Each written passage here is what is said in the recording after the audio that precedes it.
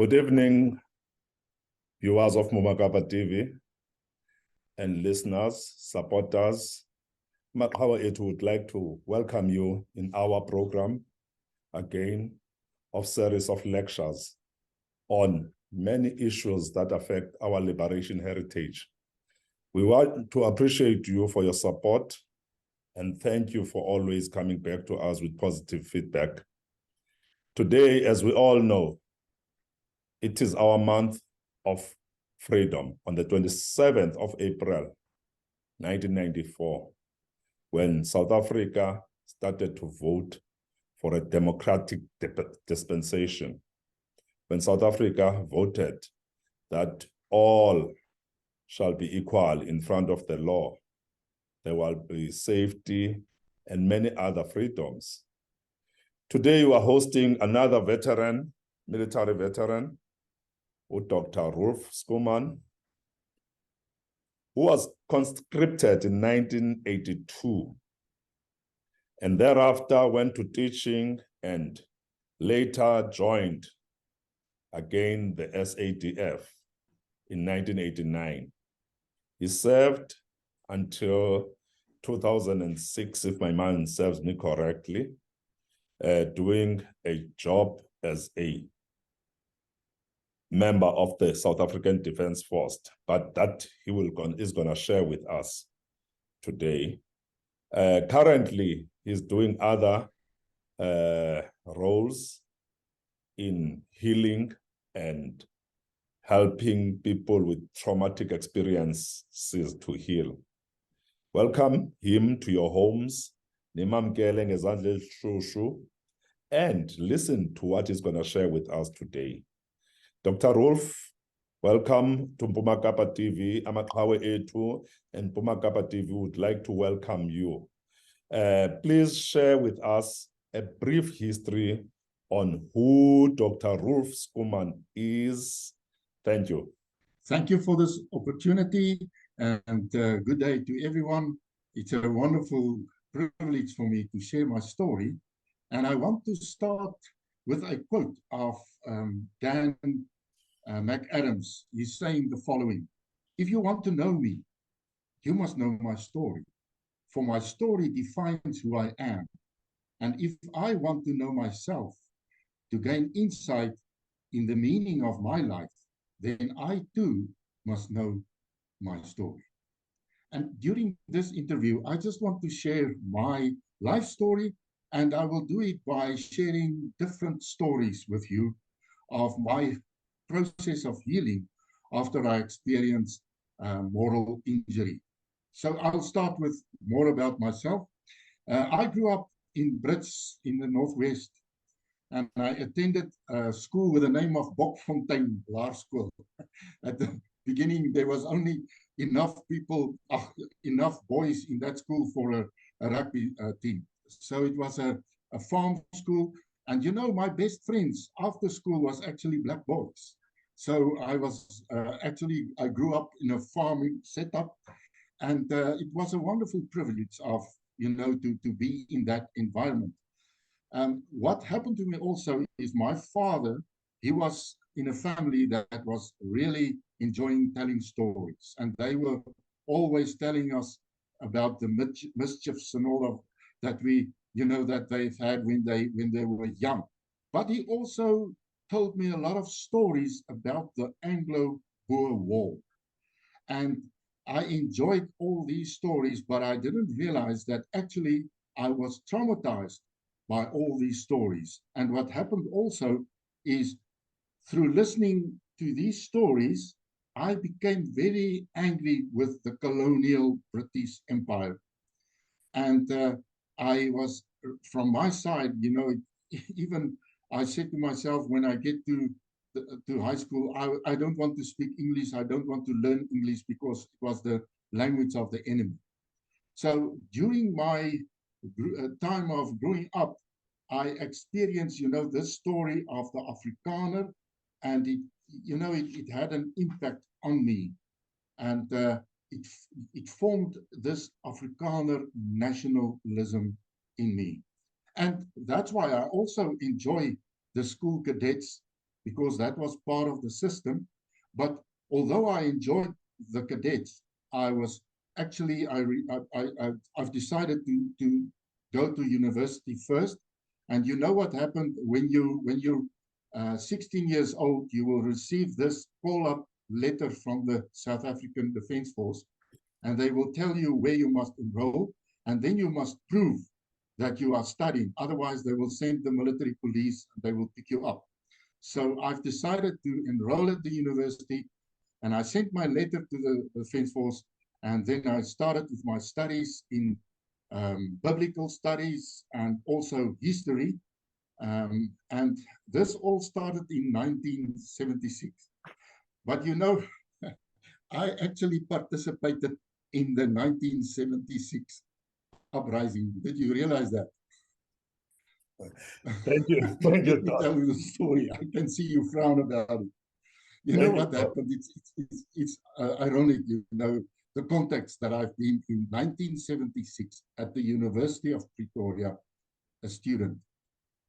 What happened is during our initiation process of first years at the university, in the hostel, they will make fun out of us, these senior students.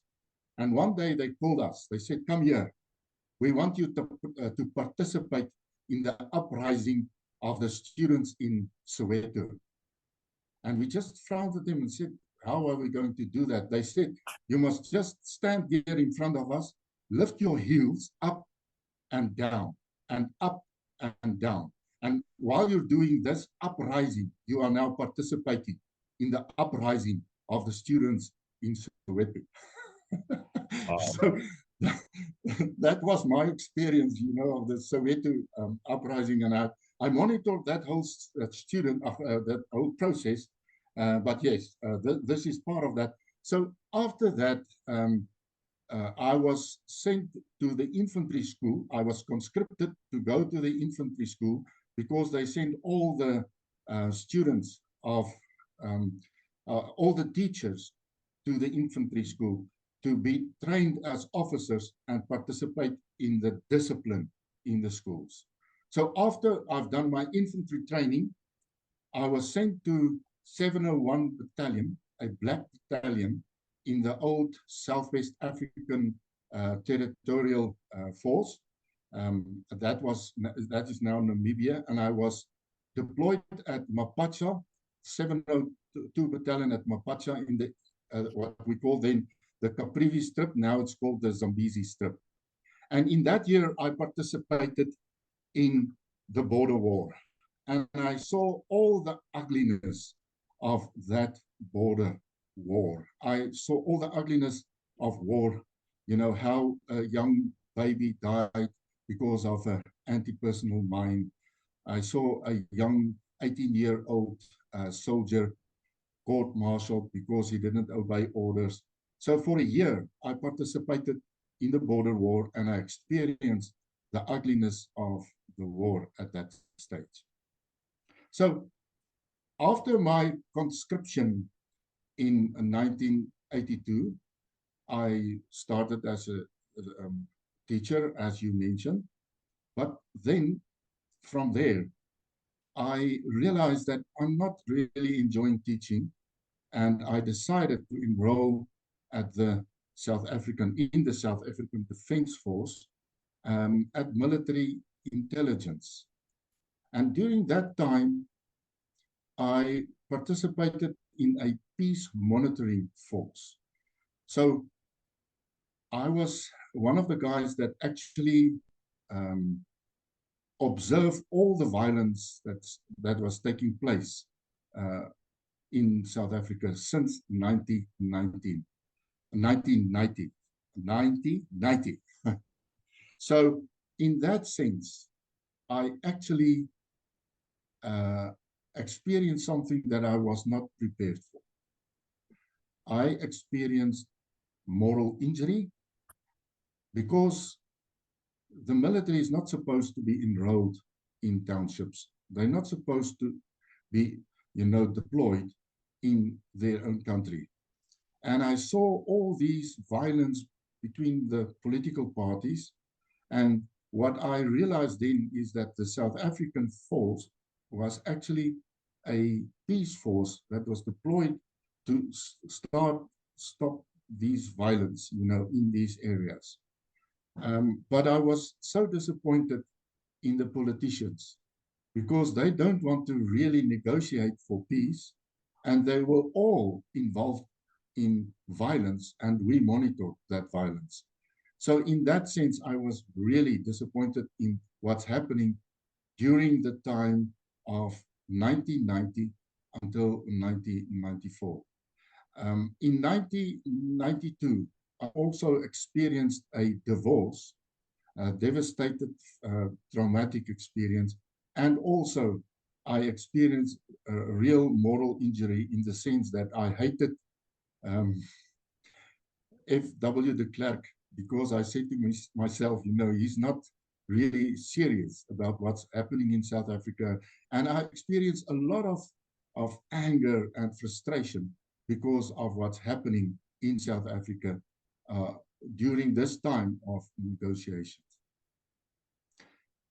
So from there, I experienced a better, okay, let me mention this to you. What happened then is to understand myself better and to understand what's going on. I started research on trauma. And first of all, I started research on trauma of a divorce. But then also, I started with this research on war-related trauma. And in that sense, what came to my rescue is what the Americans, especially a psychiatrist, said about moral injury. And she said that the Vietnam veterans, when they came back from Vietnam, they actually experienced trauma because they were not supported to be integrated in the new political situation in America. So they were criticized because of their involvement in Vietnam instead of getting the recognition because of all their suffering and their sacrifices. In that sense, I experienced that what we as our South African Defence Force members are now actually experiencing is the same. That, we lost the war and we were criticized about our involvement. And in that sense, I realized that I'm a victim to a certain extent of what happened in South Africa.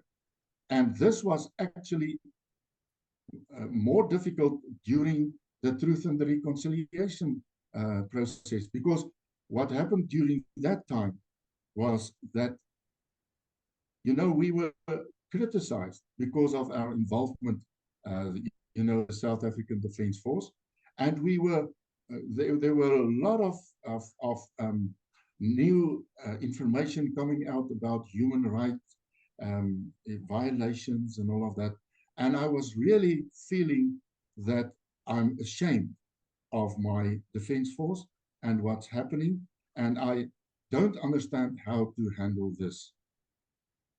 So in my research then, I realized I experienced moral injury, because the whole thing of moral injury is that moral injury is happening the moment you begins to question the mandate of war or to kill someone else.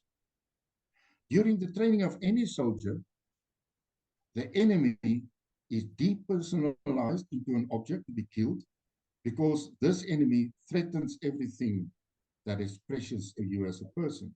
Killing, brutality, and excessive use of force against the enemy, and even civilian working with the enemy, are in the context of war justified. And then at the end of the war, it's the responsibility of the government and the community to implement processes to support veterans to heal from emotional trauma. And I didn't experience that since 1994. So, during the armed struggle, forces from both sides were involved in extreme brutality against one another, and even civilians. Both sides of the struggle experienced no coordinated support to reintegrate in the community or to process the often long-lasting effects of war-related trauma and moral injury. So consequently, I'm a victim of what happened, during that whole process. But now, what is the answer? What must we do about that? And what I then experienced, and now I'm going to tell you more about my story of the healing that I've experienced. What happened is I also, during my studies, I got to know more about the narrative approach of telling stories. And that's why I started with that quote of Dan McAdam, that you must tell your stories. And by telling my stories, I actually experience healing. So the first thing is, I said to myself, I must now, because of what I studied, researched at my theological studies, I said to myself, I need to tell my story.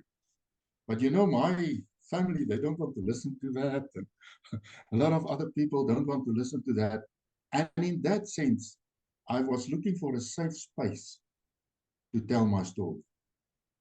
And the only safe space that I could get at that stage was my comrades.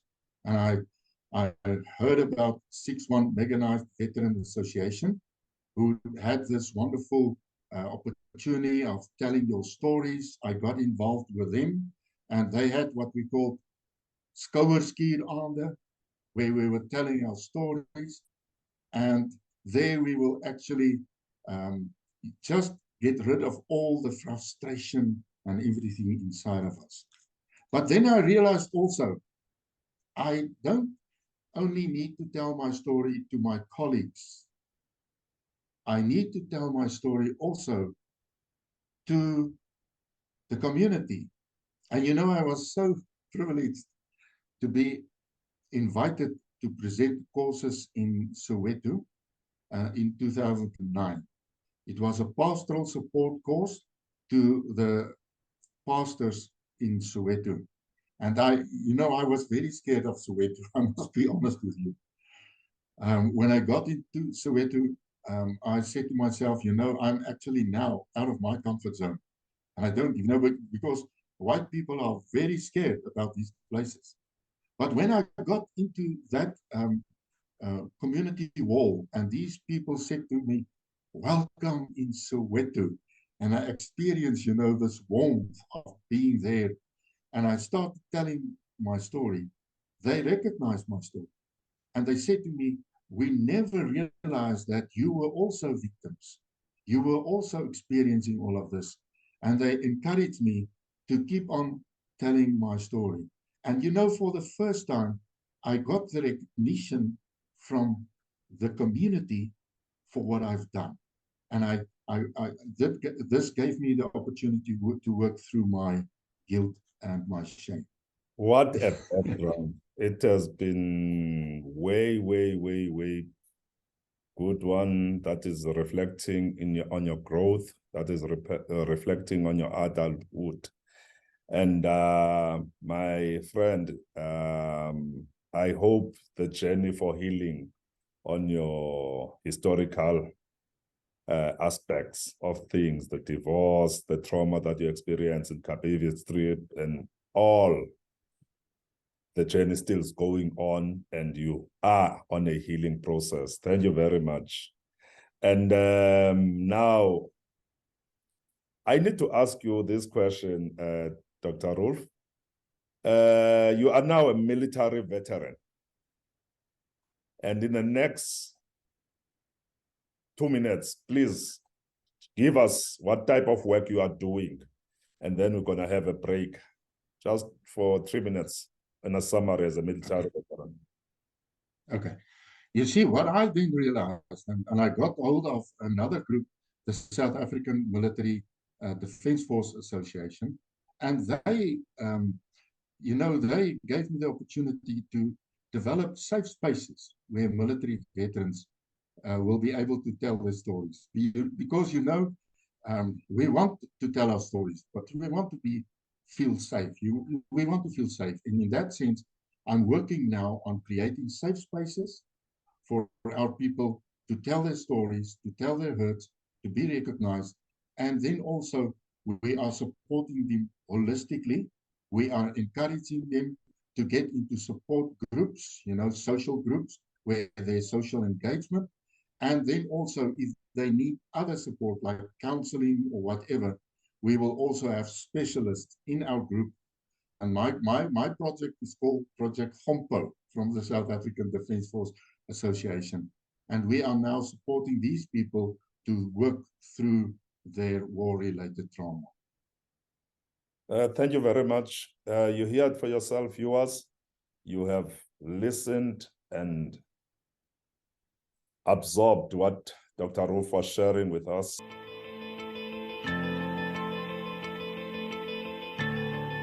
Good evening, viewers of Mumakapa. For those that are joining us today, we're hosting Dr. Rolf Schoeman, who is sharing his experience as a SADF soldier, his current works, sharing his traumatic and experiences and the healing process thereof. He's done a wonderful and a great job in sharing with us everything from joining the army, the experiences that he saw of people being injured during the war, and his current work that he's doing in healing and assisting military veterans. He's talking a lot about moral injury. I think it's something that we will need maybe one day to come back and talk about in its depth. But today he's just talking about himself as a member of South African Defence Force. Dr. Rolf, when we, in the previous section of the program, you mentioned that you are currently doing quite an extensive work in encouraging members former members of South African Defence Force to start telling their stories and the healing process thereof. In your activities from your organization, are you interacting with other military veterans? If other military veterans need help, but are not members of the South African Defence Force, are you able to assist in this process for your debriefing? I'll call it debriefing, if I may, but encouraging Defence Force members to start healing of their traumas. Can you share with us in a few minutes? Yes, definitely. You see, I've started with myself, and I've started in my own context, looking at my own story. And then I was supported by the 6-1 Mechanized Infantry Battalion Association. That was actually those soldiers that was involved in the war in Angola, and they experienced post-traumatic stress and so on. So I started supporting them and work with them. But then, I got involved with the South African Defence Force, and we are looking at all the other different members also. We have 28, for instance, there's about 28 different associations, military veteran associations, and they are part of the Council for Military Veteran Associations. So what I've done is I was actually, I wrote a book Weermacht Stories, and in that book, I encouraged these members to tell their stories within their own context, first of all, within their own unit, and start telling what they experience and experience healing in that sense. But this book was wrote in 2014. And in that book, I also said, I would like to speak, to work with my former enemies also. I would like to engage my former enemies also, and I want to listen to their stories also. And in that sense, I have my experiences within my military veteran association, but I want to encourage, support any post-apartheid veterans to tell their stories, experience healing. And in that sense, I'm so glad of what I've experienced through my engagement with the Institute of Healing of Memories. But before I get to that, let me first tell you, I said in the previous section, I said I experienced this healing when I told my stories to the people in Soweto, and they acknowledged that. No, but in 2014, I had this wonderful experience of sharing my story with APLA, MK, and Azanla members during a storytelling event that we've arranged from the Center of Contextual Ministry, where I was also involved in. And for the first time, I really experienced that, the non-statutory forces, as we know, as they are called, because the South African Defence Force, we are called the statutory forces. So for the first time, when I heard their stories, I realized they are veterans just as I am a veteran. And I experience, that they have the same struggles, they have the same challenges, and in that sense, we are really the same. And since then, I'm working now with post-apartheid veterans, and I would like to support any veteran organization with the knowledge I have. But the wonderful thing is the reconciliation and the healing I've experienced the moment I was just getting out of my comfort zone and speaking to the other veterans. Wow, thank you. Here in Port Elizabeth, we have our own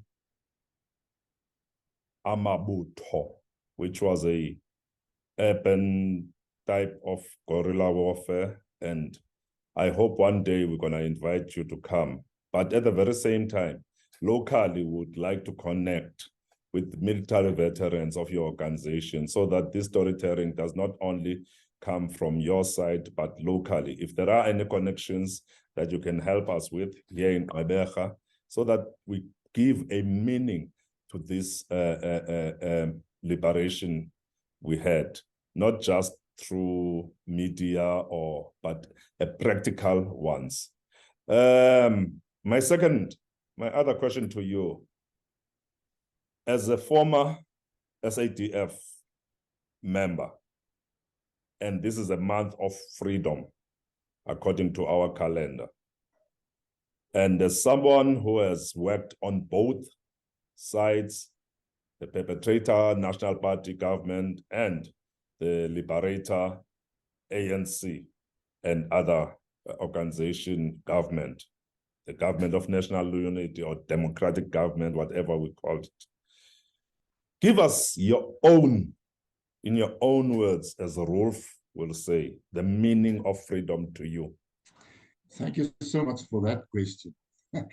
Because I had this war inside of me because of what I've experienced, the moral injury and all of that.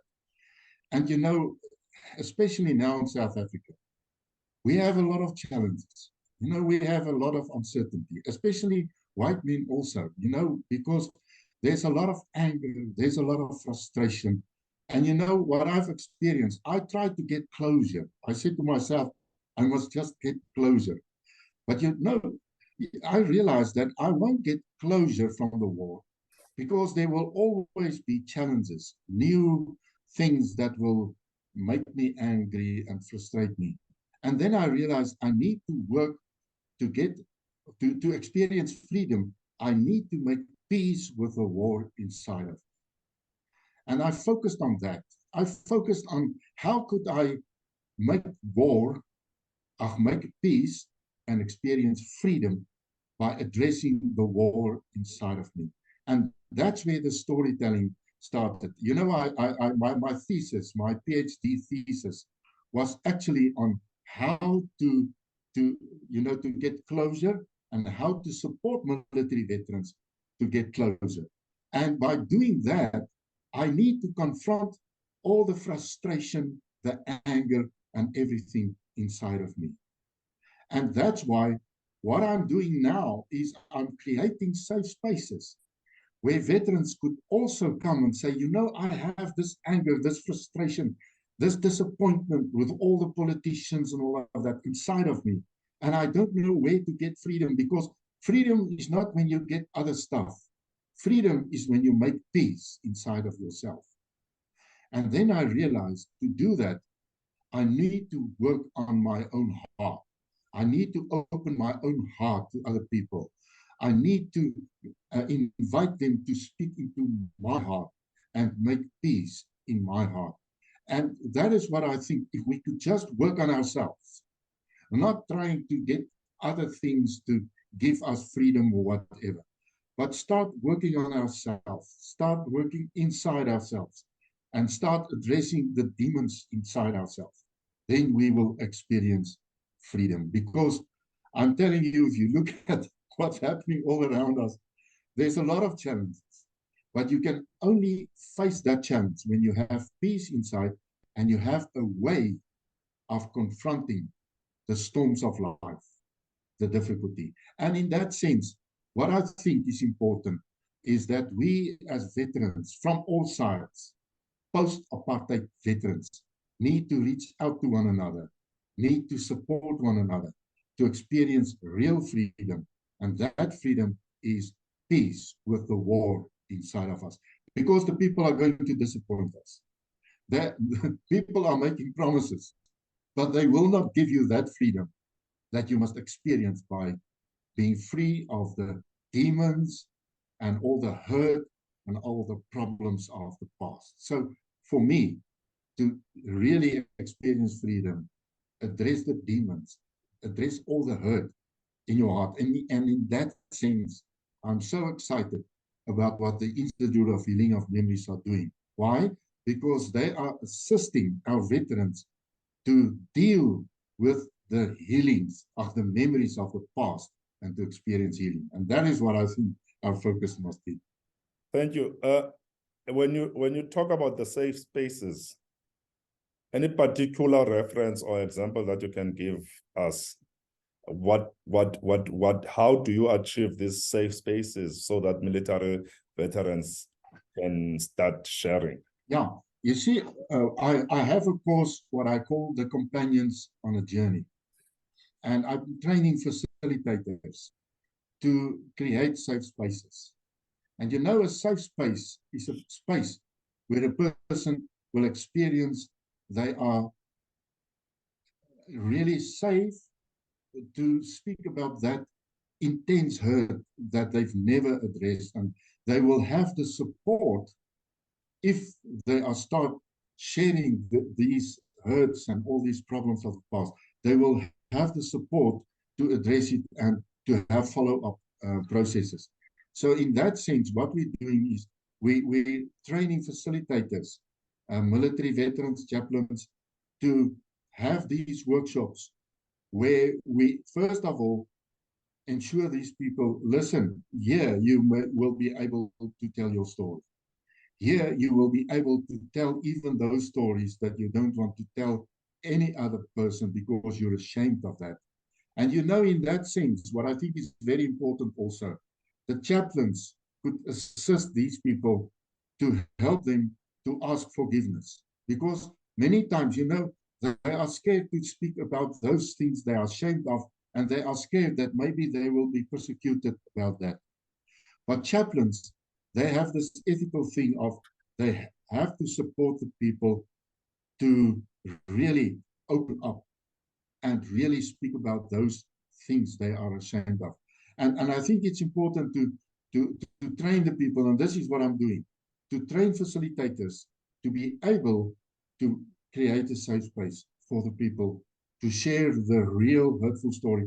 And most of the times, these, actually all the time, these chaplains, these facilitators, they are military veterans also. So, you know, because the military veterans don't want to speak to anybody else. They will ask you, have you been there? And when you say, yes, I've been there, then they will open up and they will share their stories. This is across all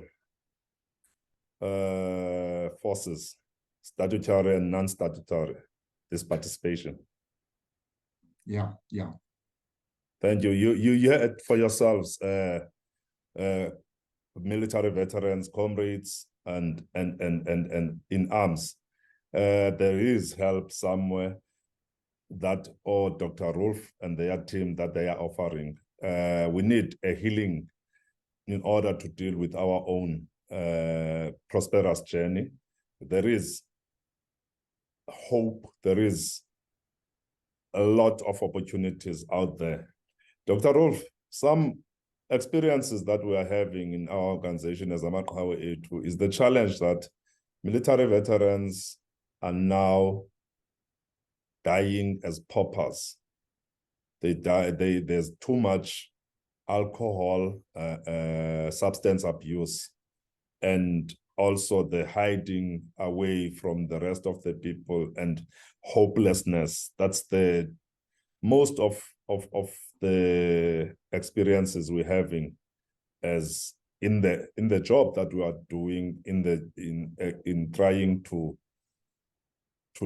recognize them, honor them for the role that they've done in liberating as well as in fighting.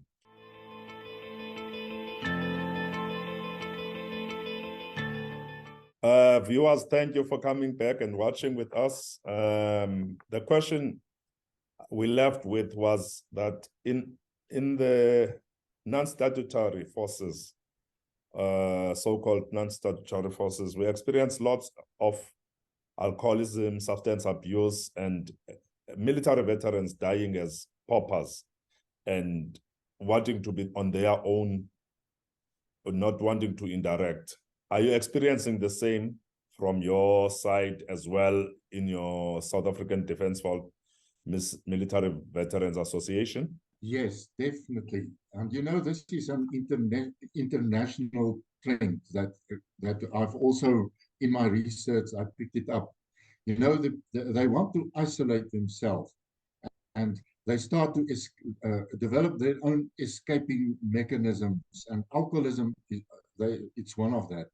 And you see the important thing is we must not allow our veterans to isolate themselves. And you know, that's why what we're doing with our veterans, we encourage our people, especially our veterans, to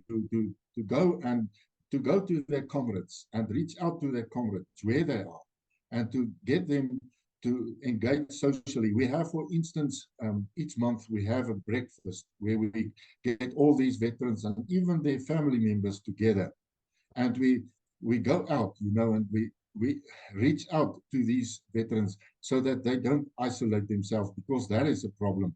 Because you know what's happening then also is we have this domestic violence also, because this person has got all these problems inside of him that I spoke about, all the demons of the past and all the challenges that they're not addressing, and now they are escaping through alcoholism, and it's getting, you know, not a good way of addressing their problems. So in that sense, we are reaching out to them. And then also about this, what you said, they are dying poor. What we're doing is we have the slogan at the South African Defence Force Association of veterans creating a future.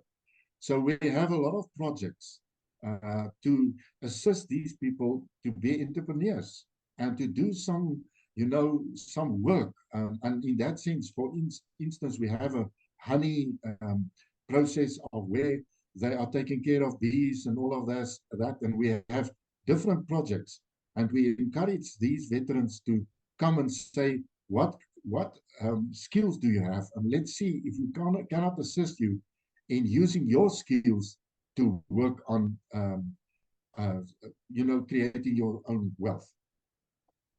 Thank you very much, Dr. Schoeman, and thanks for your information. Viewers, you've heard for yourself, military veterans out there.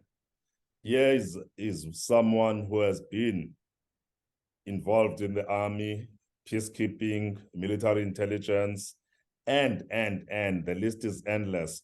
But today, he is on a journey to help others heal from their moral, historical, and traumatic wounds experienced. There is something that can be done. He has mentioned how he came about from being a young conscripted.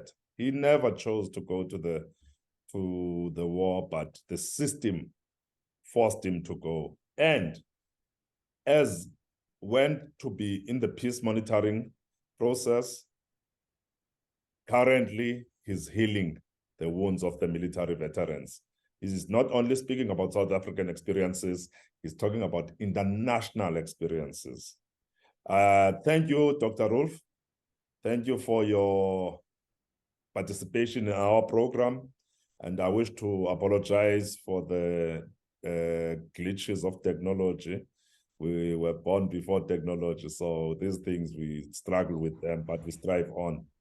Your parting shot to our viewers and our too. Yeah, I think thank you so much for the opportunity to be part of this interview and this discussion. I really appreciate it. And I want to reach out to our military veterans, and I want them to encourage them to tell their story. First of all, you must tell your story because that will help you to heal. Then I want them also, they must just work on finding a safe space to tell their stories.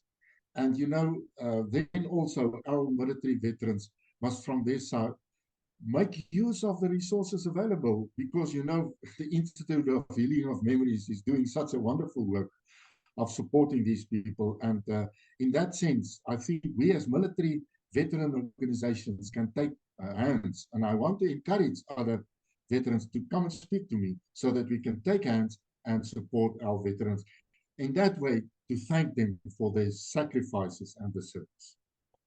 Wow. In order to thank them for the sacrifices and the service they've given to our people in protecting as well as, in this case, fighting for freedom. Thank you very much, Dr. Rolf. Thank you to listeners of Mpuma Kapa TV. And we thank you for giving us opportunity to come to your homes and share our stories with you, our liberation heritage. Dr. Rolf, thank you very much, and keep up the good work that you are doing. My name is Yongamela Manene. I'm a Power A2 member. I am thanking you. Bye.